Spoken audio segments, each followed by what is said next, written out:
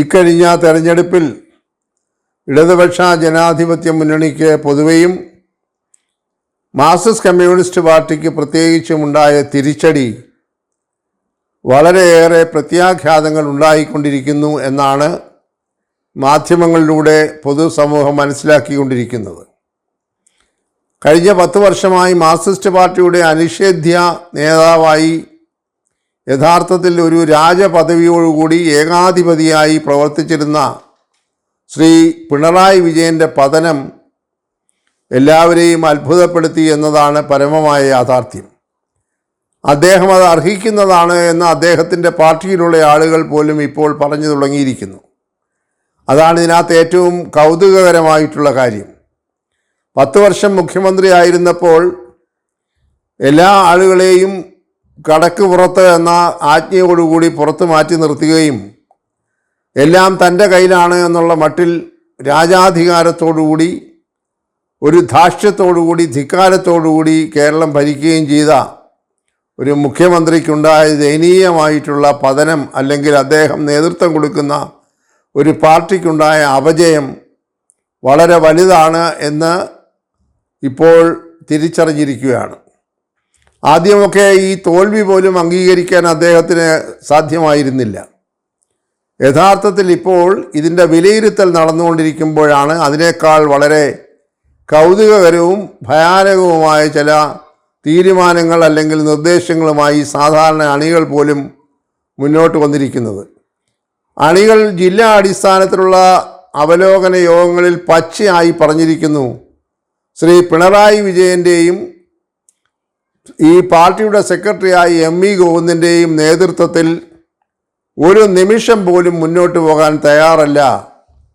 അങ്ങനെയുള്ള ആളുകളുടെ കൂടെ പ്രവർത്തിക്കുന്നത് കൊണ്ട് ഇനിയിപ്പോൾ ഉണ്ടായ പരാജയത്തിൻ്റെ 10 ഇരട്ടി ഇനിയും ഉണ്ടാകും. ഈ പാർട്ടി എന്നേക്കുമായി ഈ ഭൂമിയിൽ നിന്ന് അപ്രത്യക്ഷമാകും എന്ന രീതിയിൽ വളരെ ശക്തമായിട്ടുള്ള പ്രതിഷേധ സ്വരങ്ങളാണ് ജില്ലാതല നേതൃത്വത്തിൽ നിന്ന് പോലും ഇപ്പോൾ വന്നുകൊണ്ടിരിക്കുന്നത്. നമുക്കെല്ലാവർക്കും അറിയാം, പിണറായി വിജയന് പ്രത്യേകമായ പരിഗണന കൊടുത്താണ് ഈ 3-ാം ഊഴം മുഖ്യമന്ത്രിയാകുന്നതിന് വേണ്ടി പാർട്ടി അദ്ദേഹത്തെ മത്സരിപ്പിച്ചത്. യഥാർത്ഥത്തിൽ 75 വയസ്സ് കഴിഞ്ഞ ആളുകൾ മുൻനിരയിൽ നിന്ന് മാറണം എന്ന തീരുമാനം മാർക്സിസ്റ്റ് കമ്മ്യൂണിസ്റ്റ് പാർട്ടി ഔദ്യോഗികമായി എടുത്തിരുന്നെങ്കിലും 77 വയസ്സ് പ്രായമുള്ള ആളിനാണ് 2-ാം ഊഴത്തിൽ മുഖ്യമന്ത്രിയാകുന്നതിന് മാർക്സിസ്റ്റ് പാർട്ടി നിയോഗം കൊടുത്തത്. അങ്ങനെയാണ് അദ്ദേഹം ഒരു തുടർ ഭരണത്തിന് നേതൃത്വം കൊടുത്തത്. ഇപ്പോൾ അദ്ദേഹം 82 വയസ്സ് ഏതാണ്ട് പൂർത്തിയാകുന്ന ഒരു സമയമാണ്. അപ്പോൾ വീണ്ടും അദ്ദേഹത്തിനെ ഒരു ക്യാബിനറ്റ് മന്ത്രിയുടെ പദവിയുള്ള പ്രതിപക്ഷ നേതാവായി അവരോധിച്ചതിൽ അമർഷമുള്ള ധാരാളം പാർട്ടി പ്രവർത്തകർ ഇപ്പോൾ രംഗത്ത് വന്നിരിക്കുകയാണ്. അവർ പച്ചയ്ക്ക് പറയുന്നു, പിണറായി വിജയന് മുഖ്യമന്ത്രിയാകാൻ മാത്രമേ പ്രായത്തിൽ ഇളവ് കൊടുത്തിട്ടുള്ളൂ, പ്രതിപക്ഷ നേതാവാകാൻ ഇളവ് കൊടുത്തിട്ടില്ല. അതുകൊണ്ട് അദ്ദേഹത്തെ പ്രതിപക്ഷ നേതൃസ്ഥാനത്തേക്ക് ഒരു കാരണവശാലും പരിഗണിക്കാൻ പാടില്ല. അങ്ങനെ തീരുമാനമെടുത്തെങ്കിൽ അദ്ദേഹത്തെ മാറ്റി നിർത്തണം എന്ന് ജില്ലാ അടിസ്ഥാനത്തിലുള്ള അവലോകന യോഗങ്ങളിൽ ഏതാണ്ട് 8ഓളം ജില്ലകളിൽ നിന്ന് ആവശ്യം ഉയർന്നു വന്നിരിക്കുകയാണ്. അതിനേക്കാൾ പരിതാപകരമാണ് പാർട്ടി സെക്രട്ടറി ശ്രീ എം.വി. ഗോവിന്ദൻ്റെ അവസ്ഥ. അതും വളരെ ശക്തമായി ഈ പറയുന്ന പാർട്ടി പ്രവർത്തകർ തന്നെ അവരുടെ സമ്മേളനങ്ങൾ ആവശ്യപ്പെടുന്നു. ഇദ്ദേഹത്തിന് ഒരു നിമിഷം പോലും ഒരു പാർട്ടിയെ കൊണ്ടു നടക്കാനുള്ള പ്രാപ്തിയില്ല, പാർട്ടി സെക്രട്ടറി ആകാനുള്ള യോഗ്യതയില്ല, അദ്ദേഹവും അധികാരത്തിൽ നിന്ന് മാറി നിൽക്കണം എന്ന് പ്രാദേശിക നേതാക്കന്മാർ ആവർത്തിച്ച് ജില്ലാടിസ്ഥാനത്തിൽ പറഞ്ഞുകൊണ്ടിരിക്കുകയാണ്. അദ്ദേഹം കാട്ടിയ ഏറ്റവും വലിയ വിചിത്രമായിട്ടുള്ള ഒരു വലിയ രാഷ്ട്രീയ തീരുമാനം എന്ന് പറയുന്നത്, അദ്ദേഹം നിയമസഭാ തെരഞ്ഞെടുപ്പിൽ നിന്ന് പങ്കെടുക്കാതെ പാർട്ടി സെക്രട്ടറി എന്ന നിലയിൽ മാറിയപ്പോൾ അദ്ദേഹത്തിന് ഉറക്കം നഷ്ടപ്പെടാതിരിക്കാൻ വേണ്ടി അദ്ദേഹം തന്നെ ഒരു തീരുമാനമെടുത്തു. അദ്ദേഹത്തിൻ്റെ ഭാര്യയെ നിയമസഭാ തെരഞ്ഞെടുപ്പിൽ മത്സരിച്ച് ഒരു MLA ആക്കുക എന്നുള്ളത്. അങ്ങനെ യാതൊരു ഉളുപ്പുമില്ലാതെ തൻ്റെ ഭാര്യയെ സ്ഥാനാർത്ഥിയാക്കി പ്രഖ്യാപിച്ചുകൊണ്ടാണ് അദ്ദേഹം പാർട്ടി പ്രവർത്തനം നടത്തിയത്. അത് കേരളത്തിലെ പൊതുസമൂഹത്തിൽ വില പോയില്ല. വളരെ ദയനീയമായ പരാജയം അദ്ദേഹത്തിൻ്റെ ഭാര്യയ്ക്കും ഏൽക്കേണ്ടി വന്നു. അങ്ങനെ ഒന്നിനു പുറകെ ഒന്നായി കിട്ടിയ തിരിച്ചടിയുടെ ഫലമായി മാർക്സിസ്റ്റ് പാർട്ടിക്ക് ചരിത്രത്തിലുണ്ടാകാത്ത തരത്തിലുള്ള പരാജയം ഈ കഴിഞ്ഞ തെരഞ്ഞെടുപ്പിലുണ്ടായി എന്ന തിരിച്ചറിവ് ഇപ്പോൾ പാർട്ടിയിലെ സാധാരണ പ്രവർത്തകർക്ക് ഉണ്ടായി അവരിപ്പോൾ ശക്തമായി പ്രതിഷേധിച്ചുകൊണ്ടിരിക്കുകയാണ്. ഒരർത്ഥത്തിൽ പറഞ്ഞാൽ കേന്ദ്രത്തിലെ പോളിറ്റ് ബ്യൂറോ പോലും വോട്ടിട്ടാണ് ഈ പിണറായി വിജയൻ്റെ പ്രതിപക്ഷ നേതൃസ്ഥാനം അംഗീകാരം കൊടുത്തത്.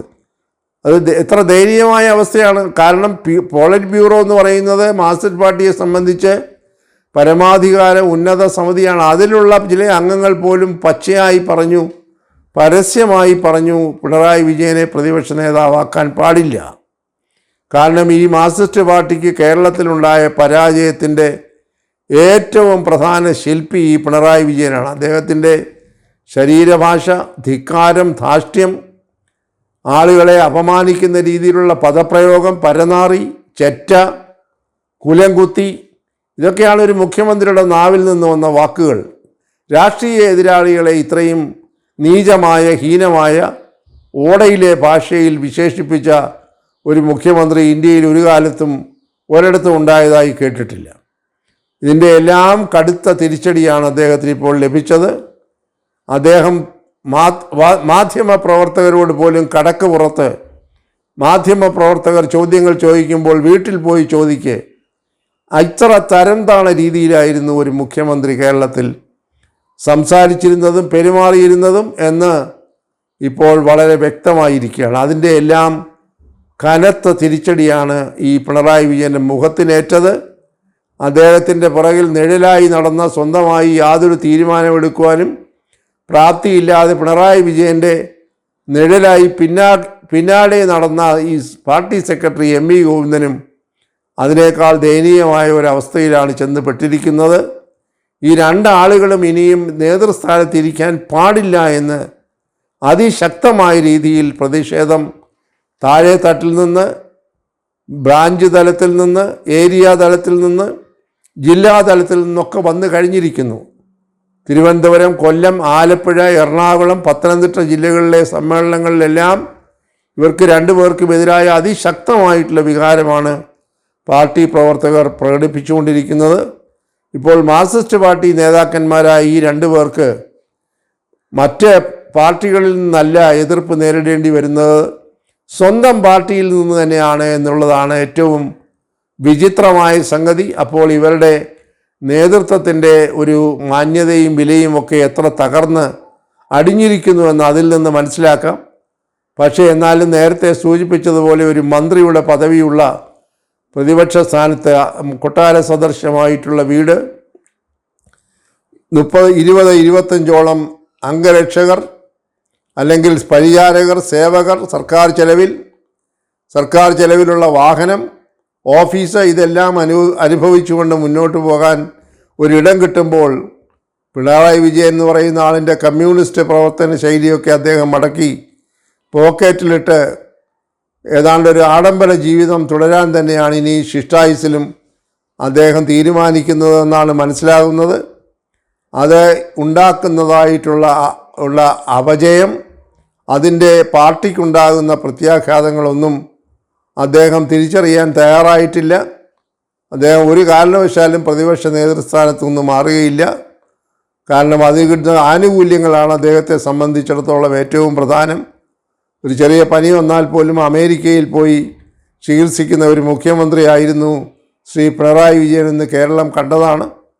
അതുകൊണ്ട് അദ്ദേഹത്തിന് ഇതെല്ലാം ഉപേക്ഷിച്ചുകൊണ്ട് ധർമ്മടത്തെ അദ്ദേഹത്തിൻ്റെ ഗ്രാമത്തിൽ പോയി ശിഷ്ടായുസ് കഴിക്കാൻ അദ്ദേഹത്തിന് മാനസികമായി കഴിയില്ല എന്നുള്ളത് കൊണ്ട് അദ്ദേഹം എന്തെല്ലാം എതിർപ്പുണ്ടായാലും ഈ പ്രതിപക്ഷ സ്ഥാനത്ത് കടിച്ചു തൂങ്ങി നേതൃസ്ഥാനത്ത് തന്നെ ഇരിക്കും. മന്ത്രി പദവിയോടുകൂടി കേരളത്തിൽ തെക്ക് വടക്ക് സർക്കാർ ചെലവിൽ നികുതിദായകൻ്റെ പണം ചെലവഴിച്ചുകൊണ്ട് ഏതായാലും 42 കാറുകളുടെ അകമ്പടി ഉണ്ടാകില്ല എന്ന് മാത്രം ആശ്വസിക്കാം.